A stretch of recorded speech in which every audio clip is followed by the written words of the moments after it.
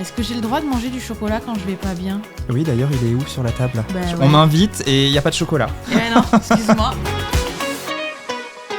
Bonjour et bienvenue dans cette nouvelle vidéo de Princesse Périnée. Aujourd'hui, je suis avec Jérémy. Hello. Bonjour Jérémy. Bonjour. On va parler d'alimentation émotionnelle et sachez que vous pouvez écouter cette vidéo comme un podcast. Libre à vous. Donc le sujet de l'alimentation émotionnelle, c'est quelque chose d'un petit peu complexe que même moi, je n'ai toujours pas bien compris. Est-ce qu'on parle de manger ses émotions ? Est-ce qu'on parle de manger quand on est triste ? Est-ce que c'est OK de manger quand on est triste au final ?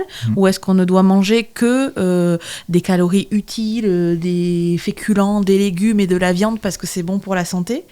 Finalement, c'est quoi manger ? Alors, déjà, on peut définir ce que c'est qu'un mangeur émotionnel. Un mangeur émotionnel, c'est toi et moi, et vous aussi. Tout le monde mange un peu ses émotions. Alors, on pourrait dire manger ses émotions positives ou négatives. Moi, j'aime pas trop parler en positif, négatif. Je préfère parler d'émotions agréables, désagréables. Toutes les émotions nous servent, dans tous les cas, à nous montrer que ça va ou que ça va pas. Peut-être qu'on peut rappeler ce que c'est une émotion. En fait, c'est une... si, je vais le faire. Du latin émovere, Voilà. de mettre en action. Non, une émotion, c'est quelque chose qui dure en moyenne 90 secondes et c'est une réaction chimique dans notre corps qui nous donne une information sur des besoins qui ne sont pas satisfaits ou qui sont satisfaits. On apprend à ce qu'il y ait des émotions négatives et positives, comme quoi la colère, c'est pas bien, la tristesse, c'est pas terrible, etc. Alors que ça nous apprend juste à savoir comment on fonctionne et c'est finalement un baromètre. Et ces émotions elles nous permettent vraiment de passer à l'action. Le problème, c'est que, comme tu dis, on nous apprend à les réfréner. Le nombre de fois où on voit des enfants pleurer, on leur donne une sucette. Le nombre de fois où on a dit à ma mère, arrête de crier, t'es une hystérique. Tu vois, c'est souvent les femmes qui passent pour des hystériques en plus. Donc, on retrouve un petit peu ces sujets sensibles. Mais on nous apprend en fait à dissimuler nos émotions alors que elles sont vraiment nécessaires. Et le fait de manger nos émotions, c'est souvent ce qu'on me demande en consultation. Je viens vous voir pour arrêter de manger mes émotions. Chose qui n'arrivera jamais. Aucun diète, psychonutritionniste, aucun n'arrêtera de faire ça. On est tous humains, c'est légitime. La dernière fois que tu as mangé tes émotions, c'était quand ?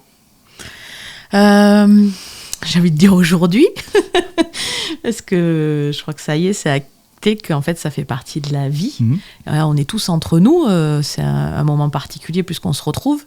Et finalement, je crois que j'ai compris aussi que profiter de la vie et manger bien, c'était aussi manger ses émotions. Et si je me privais de ça, j'allais générer de la frustration, que ça allait être pire. Ouais.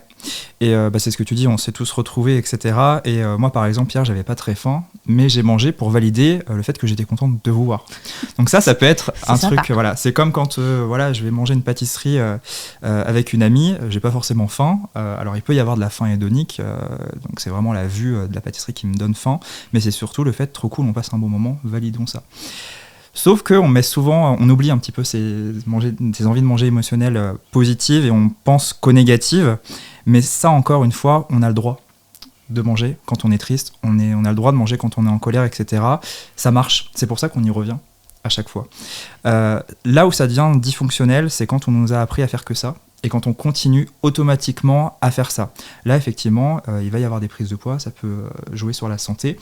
C'est pas pour autant que je vais vous dire arrêtez et mangez une pomme quand vous avez envie de manger du chocolat. C'est pas ça qu'il faut faire. Tu parlais de frustration tout à l'heure. C'est-à-dire que je vais commencer par manger ma pomme et je vais me dire putain, mais j'aurais bien mangé. Pardon, la vulgarité. On a le droit, c'est une ponctuation dans le sud, c'est pas de la vulgarité. Tu peux. Du coup, on va commencer par la pomme, on va être frustré et on va aller manger de chocolat. On partait avec une émotion négative. Désagréable, je préfère. Et en fait, on va en récolter une deuxième parce qu'on va avoir honte, parce qu'on va culpabiliser, etc. Et là, on va se dire, de toute façon, je suis qu'une merde, autant continuer. Donc, soit on va manger pour se faire du mal, soit on va se dire, c'est foutu pour foutu et continuons. Alors que, clairement, si on parle de l'équilibre calorique, je sais que ça ne veut pas dire grand-chose, mais si tu manges tes 2 ou 3 carrés de chocolat parce qu'en fait, tu as envie de chocolat, ça va te rassasier d'une manière ou d'une autre et peut-être que tu mangeras moins au repas suivant et que ça va se neutraliser. Alors, tout va dépendre. Quand c'est des produits qui sont assez bruts, comme le chocolat, chocolat noir, etc., quand c'est des produits ultra transformés, il y a une étude qui montre que le rassasiement est beaucoup plus difficile. Okay. Donc après, c'est pas pour autant qu'on va tout supprimer. Encore une fois, on évite la frustration. L'idée, c'est vraiment de réguler derrière. C'est-à-dire que le corps sait faire. hormis problème d'insuline, ou alors là, on va manger le chocolat, ça va nous créer des pics. Et donc là, ça se voit en consultation et on peut faire des choses au niveau de l'alimentation. Du coup, c'est pathologique et il y a besoin d'être accompagné. On est vraiment sur l'alimentation santé et le corps vraiment va se réguler, c'est-à-dire que, c'est ce que tu disais tout à l'heure, moi, si je mange un paquet de Pim's parce que je suis triste, le soir, ce que je vais faire, c'est que je vais éviter la pensée foutu pour foutu. Ça s'apprend. C'est pour ça qu'il faut parfois consulter un diète, un psy, etc. Mais si je m'écoute le soir, en fait, j'aurai peut-être pas forcément faim. Ou alors, je vais avoir beaucoup moins faim que d'habitude. On aura une journée pas forcément plus calorique, mais on aura une partie de calories en Pim's. Et mais c'est ça. Mais le lendemain, voilà, on peut réguler, encore une fois, en s'écoutant et aussi en pensant au côté santé. C'est-à-dire que, en général, il y a plusieurs courants qui vont nous expliquer, voilà, écoute-toi, quoi qu'il arrive, etc. Il y a aussi le côté santé, on est des pros de santé et les règles vraiment hygiéno-diététiques, encore une fois, elles sont importantes. C'est-à-dire que je vais faire attention à ma santé mentale en allant vers le chocolat parce que j'en ai besoin, mais je vais pas me dire, là, j'y vais tout le temps, je vais poser des questions, éviter d'être toujours dans l'automatisme, voir ce que je peux faire et voir en fait si je suis en accord avec ma valeur de santé globale. Moi, je vais parler sur ce que j'ai connu et sur ce que j'ai vécu. J'avais beaucoup de mal à exprimer, c'est même pas comprendre mes émotions, mais c'est juste exprimer ce que je ressentais aux autres. Et en fait, je compensais en mangeant. Et le jour où j'ai appris à exprimer ce que je ressentais, à mettre des stops, à dire non, là je ne suis pas en accord, ou ce que tu m'as dit me fait mal et je veux pas le réentendre, tout de suite j'ai beaucoup moins mangé de manière émotionnelle. Et d'un autre côté, j'ai aussi appris, quand je me suis séparée, puisque je suis divorcée, j'ai vraiment eu des moments un peu difficiles et un jour je me suis dit ok, en fait là c'est un vrai moment dur de ma vie, ok, je vais pas voir mon fils tous les jours, il va se passer des choses compliquées. Et en fait ce que j'ai fait, c'est vraiment un moment marquant, c'est que déjà au lieu d'acheter des conneries en supermarché, d'arriver chez moi et de manger des choses pas forcément bonnes, mais parce que je voulais me cacher pour manger, je suis allée dans une boulangerie, pâtisserie, j'ai acheté une très belle pâtisserie, et en plus il faisait beau, il faisait soleil, donc je me suis assise en terrasse, et j'ai mangé ma pâtisserie en terrasse. Donc non seulement j'ai apprécié une très bonne pâtisserie, en plus j'étais assise au soleil, j'étais au téléphone avec une amie, etc. Donc j'ai comblé cette difficulté émotionnelle qui était grande pour le coup, et c'était pas juste un problème d'expression, c'était un moment douloureux de ma vie. Et c'est là où j'ai aussi compris de me dire que ok, ça m'a fait du bien et c'est ok. Et pour le coup, à ce moment-là, tu t'es nourri avec un grand N, alors de la pâtisserie, mais aussi du contexte qui était beaucoup plus ensoleillé que ton histoire à ce moment-là. Et c'est ça en fait qu'il faut essayer de faire. C'est pas se culpabiliser de manger des gâteaux, des pâtisseries, etc. L'idée c'est quand même de se mettre un contexte ultra positif. Et c'est ce que tu as fait, c'est que effectivement tu aurais pu te jeter sur des gâteaux, etc. Vraiment en mode automatique. L'idée, quand vous avez des envies de manger émotionnelles, c'est vraiment j'essaie de faire pause au maximum. C'est pas toujours faisable, on est humain. Et l'idée c'est qu'est-ce que je peux faire là pour prendre soin de moi. Des fois, ça sera aller courir, des fois, ça sera écrire, appeler une amie, etc. Des fois, ça sera manger. Donc là, l'idée, c'est vraiment comment je peux me faire vraiment du bien. Du coup, c'est d'aller vers la première envie que vous avez et de la manger dans un contexte qui est ultra positif et pas debout dans la cuisine ou caché derrière la porte du placard, parce que là, on est vraiment sur de la culpabilité et ça gâche l'instant. Quand on a une envie de manger émotionnelle, on cherche le plaisir. Dès que la culpabilité vient perturber tout ça, c'est foutu. Et c'est là qu'on risque de vriller vers de l'hyperphagie, etc. Donc vraiment, on s'autorise, c'est ok. Et comme tu le disais, il y a des moments dans la vie où on a besoin. Et ce moment, en fait, il faut imaginer ça comme un nuage noir. C'est qu'il est là, mais le nuage va se déplacer. Et c'est vraiment, là, pour le moment, j'ai besoin de ça. Demain est un autre jour. Très bien. Et tu as dit quelque chose d'important aussi. Tu as parlé d'hyperphagie. L'alimentation émotionnelle n'est pas de l'hyperphagie. Non.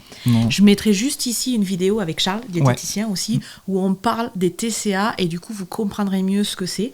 Donc, c'est aussi quelque chose que on croit problématique quand on se jette sur la tablette de chocolat ou sur la pâtisserie ou sur l'apéro avec les copains. C'est pas l'hyperphagie. Non. Ça peut être de la faim hédonique, donc je vois avec mes yeux, je sens avec mon nez et puis j'entends le bruit du paquet de chips. Là, je peux me dire j'ai faim. C'est pas vraiment de la faim, c'est le contexte. Ça va être bon, j'ai envie de manger. Exactement. Il y a les envies de manger émotionnelles, il y a la vraie faim. L'idée, c'est vraiment quand même de se faire accompagner pour essayer de voir les différences. Déjà, réapprendre à écouter sa faim.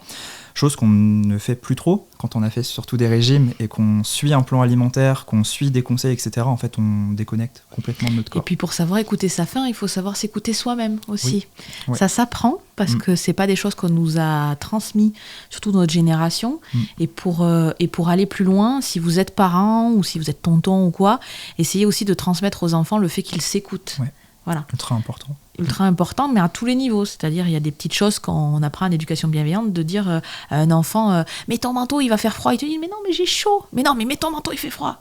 Non, mais j'ai chaud. Ok, faites-lui confiance, il a chaud. Il se ressent son corps. Faites-lui confiance, quand il n'a plus faim, il n'a plus faim. Et quand il voit un truc bon, il a aussi envie de le manger. Et Exactement. c'est ok. Et ne pas impacter son comportement alimentaire plus tard. Les enfants savent vraiment mieux que nous quand ils ont faim, quand ils ont plus faim, et c'est de l'instinct. Nous, l'instinct, on l'a perdu à cause de toute cette diète culture, de tous les médias, etc. L'idée, c'est pas de reproduire les mêmes erreurs et vraiment d'avoir cette écoute. Et surtout, on s'en sort. Oui. Petit à petit, par moment, par étape. C'est vrai que moi, chose très particulière, j'ai fait un trail il y a quelques jours et je le savais sur le papier, mais en faisant le trail, en fait, j'ai fait 5h30 d'effort. Et donc, du coup, j'ai eu besoin de manger, de sucrer, de boire aussi. Et en fait, j'ai vraiment compris, parce que je l'ai vécu, que l'alimentation pouvait être importante. Bien sûr. Dans la gestion de l'effort physique, c'était un atout performance supplémentaire. Et du coup, j'ai encore mieux envie de bien manger. C'est exactement ça. Pour nourrir mon corps sainement. Il y a aussi le fait, il y a ce cercle vertueux où là, ton corps, t'es fier de lui parce qu'il t'a permis de faire ce trail. Et on a en fait ce déclic qui fait, voilà, putain, mon corps, il m'a aidé à faire ça. Qu'est-ce que je peux lui apporter de bon ? Et ça, je l'ai vu aussi. Après mon burn-out, je suis resté des semaines dans mon canapé. Mon corps m'a vraiment donné envie de bouger. Je me suis inscrit à la natation et j'ai commencé à courir. Et en fait, du jour au lendemain, j'ai arrêté. Je suis diète, mais je mangeais Burger King. Enfin, ça allait vraiment pas du tout. Et du jour où j'ai réussi à courir, je me suis dit, waouh, mais en fait, mon corps me lâche pas. Et en fait, j'ai recommencé à cuisiner. Et en fait, il suffit souvent d'un petit pas pour que tout se déclenche vers le positif. C'est pas non plus une injonction, c'est-à-dire qu'on fait tous des pas différents, mais l'idée, c'est vraiment, voilà, qu'est-ce que je peux faire à mon service ? Et se nourrir, c'est un service que vous rendez, que ce soit pour l'énergie ou pour les émotions, etc. C'est un besoin primaire. Exactement. Merci beaucoup, Jérémy. Merci à toi. J'espère que c'est plus clair pour vous. N'hésitez pas à vous abonner à ma chaîne pour en savoir plus, à mettre des pouces bleus, à aller voir la chaîne de Jérémy que je mettrai peut-être quelque part. Et n'hésitez pas à poser des questions en commentaire. Dans la légende, vous retrouverez nos 2 comptes Instagram et les liens vers nos livres, juste ici et là-bas. J'ai fait un truc chelou. J'allais faire coucou, de la mais danse. vas-y.